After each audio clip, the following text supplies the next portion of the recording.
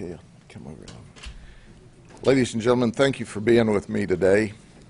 I first want to point out that this operation would not have been possible without our colleagues from not only social services, but the police departments. In this county, we are exceptionally blessed with professional law enforcement, whether you're in the cities or in the county. And this is one more example of what we do every day. We work together. I could not be more proud of my folks. And when I say my folks, I'm not only talking about the men and women that work with me at the sheriff's office, but when I talk about my folks, I talk about my friends at the police departments. We are represented today by the Deputy Chief Stewart from the Haines City Police Department, Chief Velasquez from the Lake Wells Police Department, Chief Teague from the Lake Hamilton Police Department, Lieutenant King from the Auburndale Police Department, Chief Garcia from the Lakeland Police Department, and he will also speak in a few minutes. We have with us Samantha from Salaya Freedom. We have Sarah from Children's Home Society, and of course we have Dr. Mary Ann from One More Child. Dr. Mary Ann and I speak to you often because a top priority in this community is protecting victims, whether they be children or adults. And this was a human trafficking operation. Our team of deputies and police officers, in just a very few days, arrested 102 people. Now, I'm going to go through what I think are some of the more interesting ones, and then we're going to hear from our other speakers, and then we'll take questions after that. But first and foremost, we celebrate the fact that we believe we've identified 3 victims of human trafficking. Sometimes we do investigations, and try as we may, we cannot identify our victims of human trafficking. And they're some of the most difficult victims to work with, and that's why we bring in the experts that are here with us today. Because the moment we arrest someone or take someone into custody that came here to perform sexual conduct for money, we don't treat them initially as a suspect of a crime. We treat them as a potential victim of human trafficking. So they are immediately counseled by our experts, and you'll hear from them in just a minute. We are pleased. This is a Hispanic female. She's 17 years of age. And let me tell you a little history on her. Back in 2019, when she was only 15 years old, she met her trafficker in another country. This trafficker, she and her mother thought were her friends. They were all just moving around the different countries. May the 2021, our victim of human trafficking with her mother came here from Colombia via Mexico. The mom entered the country illegally. And that's important to understand. The mom entered the country illegally, and she was met in the United States by the trafficker who she had originally met in the Dominican Republic or Guatemala. So we highly suspect that the victim's mom may also be involved or a victim of human trafficking. We know this deal was set up by her trafficker. He's not in custody, he's under investigation, and I can assure you that we're going to do our best to locate him. Now, she came to the undercover site to perform sex for $230, and she was only 17 years old. So, as I said, immediately, we turned this child over to our experts, and you'll hear more in a minute. The 17-year-old said, "Well, I thought he was my friend." Well, he was her pimp, and he was trafficking her. So then we found two more human trafficking victims who were only 20 years of age. One of them was from Utah, the other one was from Mexico. They were 20 years of age. The young lady from Mexico is here illegally. And she came here with the lady from Utah to engage in sex for $550. This was set up by a pimp for this deal to occur. They don't have any previous criminal history. They're young girls, but they're being taken advantage of by these pimps. Ladies and gentlemen, what's scary about this is we suspect many more of these young ladies are also victims of human trafficking, but they would not work with us. They would not admit that they were victims of human trafficking. So as a result, we weren't able to even get to the first step with them. These three we celebrate because we were able to get to the first step. So if we'd only made 3 arrests in the entire week from all of the resources we put together, we would have been celebrating today. But there's much more to look at. As you know, I always explain to you so you get an idea about what's really happening in these operations. And here's Idris Karik. He's 32 years of age. He's from Bosnia. He is an adult protective investigator for DCF in Pinellas County. Oh, by the way, I understand he's in the process of being terminated. Do you understand what I just said to you? He investigates adult exploitation. He investigates abuse and fraud against the elderly on the other end of the age spectrum from what he was actually doing himself. He's a bad man. He needs to be out of the system, and he needs to be in jail, and that's where he is. Now get this. In order to get away from his wife, he agreed to take the kids to karate, and then, oh, by the way, I'll take them to their mother-in-law's. So he was having to work in excuses so he could get away from Pinellas County and zip over to Polk County in order to do the nasty deed for which he was arrested.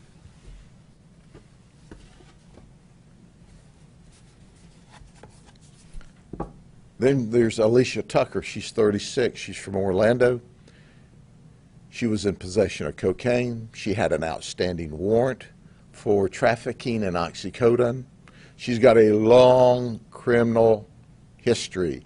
She has 52 prior criminal charges and or arrest. Did you hear me? 52. And she's only 36 years old. She's been arrested 7 times in Orange County, in the Orlando area, for prostitution. She's a slow learner. Nothing we've done in the criminal justice system has stopped her criminal conduct. I suggest it's time she go to state prison. That may be a novel thought if you're from Orange County, but this is Polk County, and we lock you up for doing bad things. And then there's Frances Hall. Frances Hall is a specialist. You see, she's in the kinky sex. She brings like a bag full of all kinds of things that we're not going to talk about, or we're not going to show you.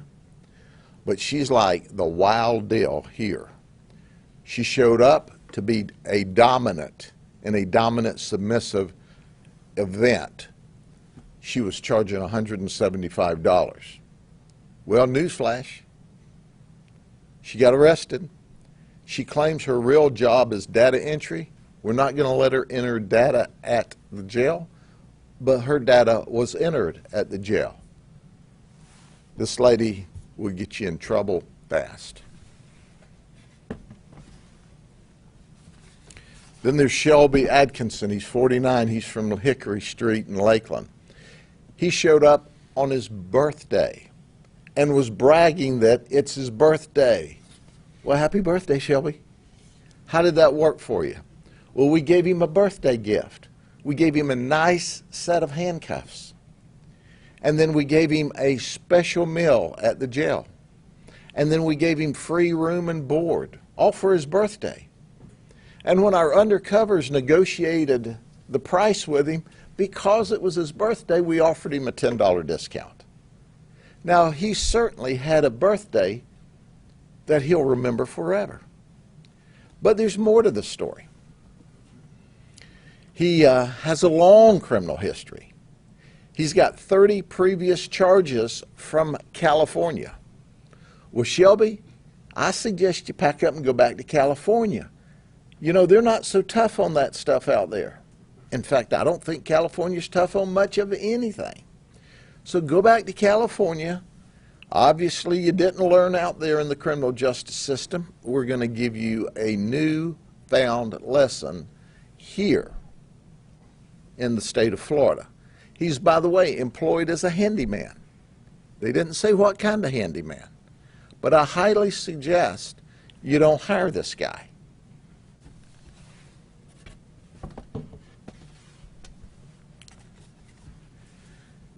Then there's Carlos Linanos. He's 30.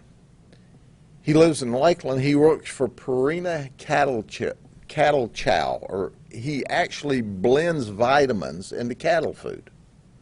Well, I guess that didn't occupy enough of his time, so he decided he'd have a half hour of sex for $75. It didn't work out that way. But do you know why he said he did that? Are you ready? You know, you can't make this stuff up. He's upset with his wife, so he decided to have sex to get back at her. That's right. He's married. He's mad with his wife. You know, I just don't believe at a marriage counseling session that they would have suggested that to Carlos in order to make things better at home. But anyway, he was arrested. Newsflash, it's not his first time. In 2019, in a similar operation to this, the same undercover detective who works for LPD caught him last time. That's right. He still hadn't paid off his $6,400 in fines, but he did have them worked down to $1,300 before he got arrested again. So, you know, he's already paid a ton for that sex, and now we've caught him again. So it is our prayer that upon conviction, they'll give him some time in the county jail and another $5,000 fine plus court cost.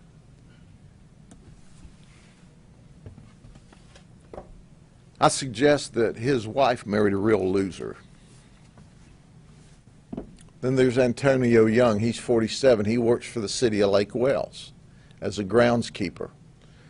He came all the way to the undercover location in Lakeland for sex, and he was carrying a firearm. But he does have a concealed weapons permit.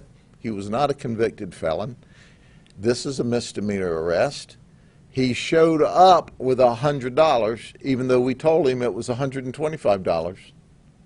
Antonio, you still owe us $25 for your non-sex event. He's on his way to jail, or in jail. Maybe he's bonded out by now. Then there's Eric Hawkins, 43. In Marion County, they have a Marion Senior Director of Transportation. Senior Services Director of Transportation. That's what he was.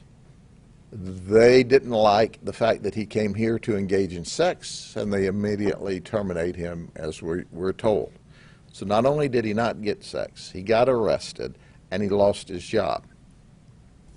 Eric, how'd that work for you, buddy? We talk a lot about child predators, and you all know my #1 focus in life is to find these folks that want to attack our children. So while we're doing this undercover operation, our detectives who are specialists were online cruising the different social media sites, and guess what? We found Donald Spencer. He's 64 years of age. That's right. He's been down here about 1 year from Pennsylvania. And he's already in trouble here for very nasty things. He lives in Mulberry. He traveled to the undercover location thinking he was going to have sex with a 14-year-old child, a little girl. He told her online that he was going to teach her and monitor her and help her grow into this world of sex. That's right. So we charged him with traveling and attempted lewd battery. Then, get this, we're never at a loss for quotes as long as we do these operations. Here's what he told the detectives. I knew it was probably a sting, but I had to sacrifice myself in case it wasn't. Are you kidding me? Are you really kidding me? This guy's got 5 brain cells, 3 of them aren't working, 1 of them's used to operate the BB he's got for a brain. He came up to the operation, admitted he knew it was probably a sting, but that's how strong their desire is to have sex with children. Now, he was very, very nasty in his chat to what he thought was a little 14-year-old girl. All of this was social media driven. He was prowling children's social media sites looking for a child to attack. If this entire operation had have only caused this person to be arrested, it certainly would have been worth it.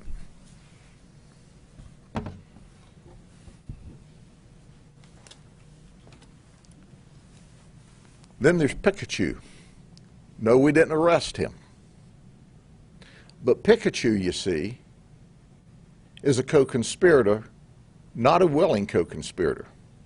Because the next guy that I'm going to introduce you to, as he's grooming this child, makes the statement, we want to cuddle with Pikachu and have sex in the back of the car. Did you hear what I said? Well, I talked to Pikachu. He confessed. He turned state's evidence and said, dude, I had nothing to do with this pervert. He just bought me off the shelf someplace. Pikachu doesn't like this. You know, if you play Pokemon or you're familiar with that, it's something like gotta catch them all. Well, our detectives from the sheriff's office and the police departments, I don't know that we caught them all, but we caught a bunch of them, didn't we? Yes, we did. Who's our guy who wants to cuddle with Pikachu and have sex with children? Theodore E. Jones, 28 years of age. He's either from Kissimmee or Satellite Beach. We found addresses for each.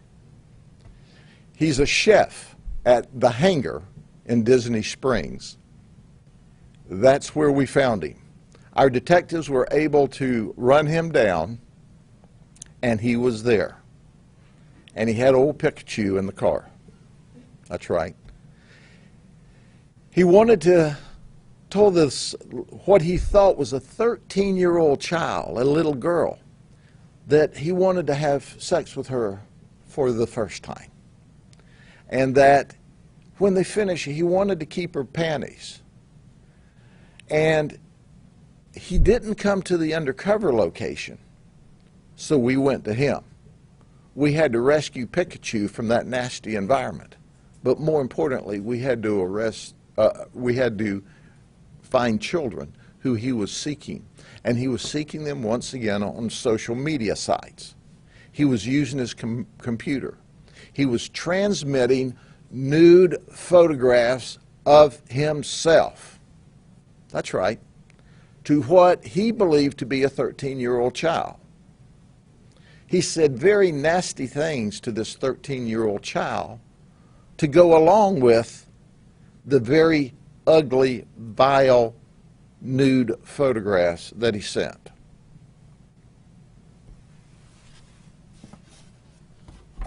So, you want evidence that he had Pikachu? There he is, hugging her.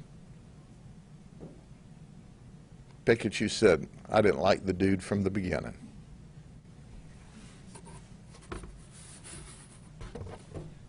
So with that, we'll put Pickett back to take a nap. It's been a long weekend for him after all. And I want to first introduce the Chief of Police in Lakeland, Ruben Garcia, for a few comments. And as soon as he speaks, then we'll have Samantha speak, and then we'll have Mary Ann speak. Chief? Hey, good morning. Chief Ruben Garcia, Lakeland Police Department. We're certainly honored to be here in partnership with the Sheriff's Department and our other agencies throughout the county to bring these suspects to justice. 102 sad stories, truth be told. Some of them great stories in the fact that our service providers here, our local service providers, will be able to wrap the services around them and save some of these children that were victims of human trafficking. But for the greater most part of them, they're accountable for their actions, they're being held accountable for their actions, and we're certainly glad that we were able to be a part of that and bring them to justice. I never want to miss the opportunity to thank the men and women that work out in the trenches to do these undercover operations. A long week of seeing a lot of stuff they probably never wanted to see, a long week of dealing with a lot of folks that they probably wouldn't want to deal with on an ordinary basis, but they're willing to go out into those unseedy places and make those contacts in order to safeguard our whole community. So my hat really goes off to them for the great work they did. So again, we're certainly glad to be a part of this operation. We thank our sheriff for being the lead to keep this county safe from this kind of activity. So thank you. Hi, I'm Samantha Kolb with Sail of Freedom, and Sail of Freedom is an organization that treats the survivors of human trafficking and sexual exploitation. And we would like to thank all the different law enforcement agencies within Polk County that allowed us to walk beside them in this opportunity to put an end to human trafficking. The efforts made and the arrests made in this operation are huge steps in the movement to end human trafficking and allow freedom for the identified victims to start their road of recovery. So we thank you. Hi, my name is Dr. Mary Ann Thomas, and I am with One More Child, and we are honored to once again be working alongside Polk County Sheriffs as well as all of the police departments to help end human trafficking in Polk County. We know that Sheriff Grady Judd has a heart for victims, and his people readily identify victims and immediately ask for services, and that is what we want to see. We do work with children ages 10 to 28 who have been identified as human trafficking victims, so we're able to provide that wraparound service as we move on from here. It's not just about identifying them, it's about helping them afterwards. And also, I would like to highlight something the sheriff said. These people, these traffickers, came as a friend. And so for parents who are watching, who are listening to this, please know it's not the boogeyman out there that's coming after your child. It's someone who already has contact with your child, someone who knows your child on social media, someone who already has relationship with your child. And so it's very important that as parents that we do our part to make our children safe online as well. Thank you so much. Are there any questions? If a human trafficking victim is watching this, is there a way you can reassure them that if they come forward, how can they know they'll be safe and their life will get better? Go ahead. Well, it takes time, and so that's part of it. It's coming forward is the hardest part. Being able to stand up to someone who has abused you for so long and really has mind control over you. And so being able to take that first step is the hardest part. There are great services. Sail of Freedom is here. We also have Heartland for Children was with us, and we also had Children's Home Society with us. There are great providers in the community who are able to step up and walk alongside them and do all of the things that have to be done. Some things might be you have to turn yourself in for something if there's a warrant out for your arrest. Some things might be you don't have housing, and so the trafficker controls everything and you need help finding housing. We can all help with that. We work in conjunction with all the service providers in the state of Florida to provide whatever that person might need as he or she comes forward. You know, it's also important to point out that we have this wonderful law in Florida that even if you're arrested for prostitution, once we determine that you're the victim of human trafficking as you move through and receive services. And that arrest and any evidence of it by law has to be wiped out. So when we identify these folks, then, and they are victims of human trafficking, and they agree to the wraparound services that we're going to give them for free, then all evidence of that arrest, from the police report to the original case number to the photographs and the fingerprints, can all disappear. So there's a perfect opportunity for us, the government system, and us, the public's, the private system, to say, look, we're all in this with you to save you from this environment. All you've got to do is cooperate. Any other questions? It was mentioned a lot of these were through social media. Was it just your standard apps, Facebook, Instagram, or were there other apps like maybe parents should be looking out for? Thank you. First and foremost, it's apps where they're most likely to be able to interact with someone their age or someone interested in what they do. For example, the traditional prostitution apps you'll find in one area. You'll find our sexual predators prowling for children in apps that are of interest to children. So we are there undercover every day searching out those predators. So they need not to relax and say, oh, I got away with it. No, it's no tricks, no treats. Well, the reality of it is, this is not the last time we're going to do this until the next Halloween. No, this is what we do every day. And then we partner with our police departments. And once again, this is a banner operation. This is unbelievable. This is euphoric for those of us in law enforcement. We identified 3 potential victims of human trafficking that we're able to immediately, the second they show up and we take them in custody from the event, get services. And we found 2 child predators who are very deviant, very dangerous people for children.